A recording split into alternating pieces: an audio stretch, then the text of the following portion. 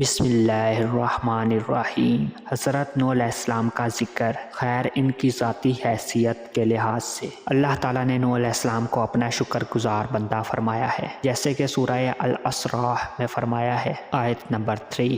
ان کے بارے میں ذکر کیا گیا ہے کہ وہ کھانے پینے اور لباس اور ہر ذیشان چیز پر اللہ تعالیٰ کی حمد و ثنا بیان کرتے تھے۔ حضرت انس بن مالک رضی اللہ تعالیٰ عنہ سے مروی ہے کہ جناب رسول اللہ صلی اللہ علیہ وسلم نے فرمایا کہ اللہ تعالیٰ بندے سے یقیناً اس طرح راضی ہوتا ہے کہ جب وہ کھانا کھائے تو اللہ تعالیٰ کی تعریف کرے اور پانی پیے تو اللہ تعالیٰ کی تعریف کے کلمات ادا کرے۔ مسلم، ترمذی، نسائی ان ابی امامہ۔ اور شکور کی تعریف ہے کہ شکور اس شخص کو کہتے ہیں جو دل و زبان، اعضاء و جوارح سے ہر وقت حماتن اطاعت بجا لائے، جیسے کہ شاعر نے کہا ہے، تمام احسانات نے میری طرف سے تمہیں 3 چیزوں کا فائدہ پہنچایا ہے، میرے ہاتھ، میری زبان اور پوشیدہ دل کا۔